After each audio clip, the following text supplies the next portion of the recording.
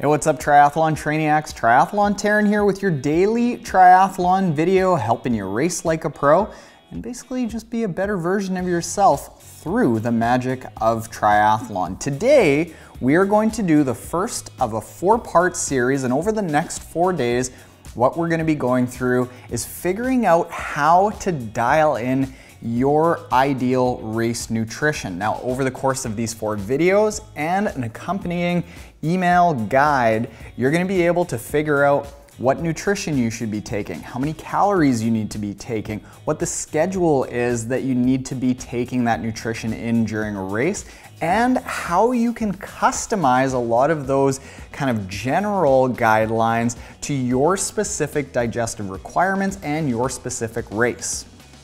And today we're going to be talking about the 5 most common nutrition mistakes that new or even very experienced triathletes make when they are approaching and figuring out their ideal race nutrition. And the first one is something that I was extremely guilty of for probably the first 3 years that I was doing triathlon, and that's making the base of your nutrition a really strong electrolyte drink, typically Gatorade.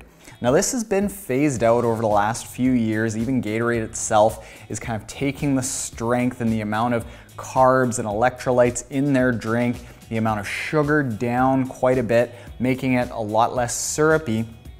But historically, Gatorade has been the big player in sports nutrition drinks.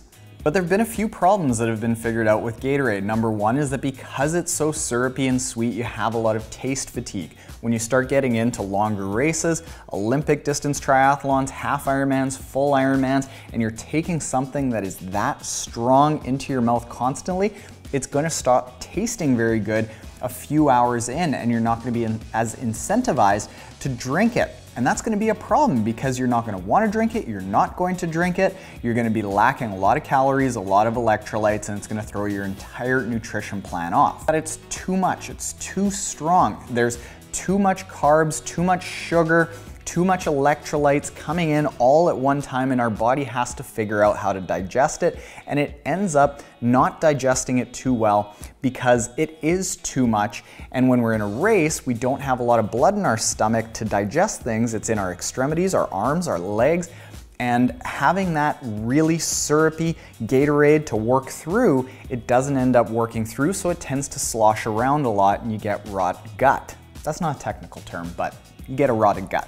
The second most common mistake is very similar to that, and that's loading up on gels, chews, bars, just taking too much in a race.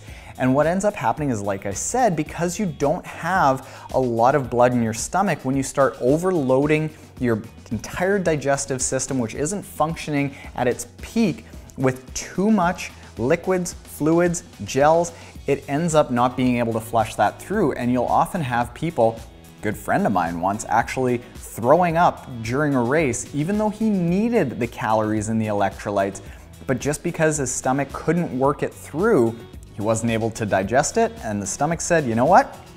Everyone out of here. The third most common mistake that new triathletes make is not racing or training the same way. They're not racing with the same nutrition strategy that they used in training, and they're not training with their ideal race strategy for nutrition in mind.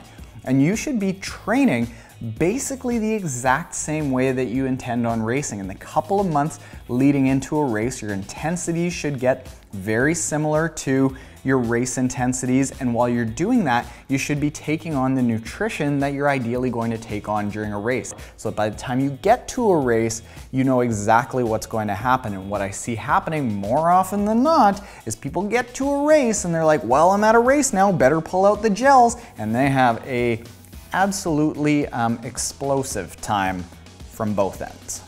The fourth very common nutrition mistake that I see a lot of triathletes making is the exact opposite of those first few, and it relates to what they put in their bottles for hydration.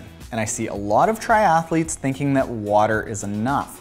Water is good, and I would certainly recommend it for certain instances where you're somebody who has a really, really sensitive stomach, but for the vast majority of people, Water isn't what you need because you have to have electrolytes coming into your system when you're sweating so many out.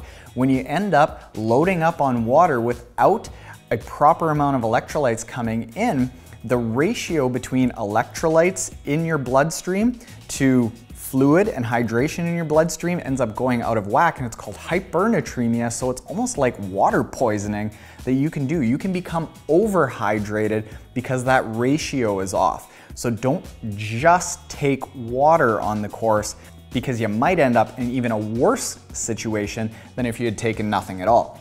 And then the fifth most common problem, and frankly, even pro triathletes are very guilty of this, it's not having a set schedule for when they're going to take on their fluids and their calories.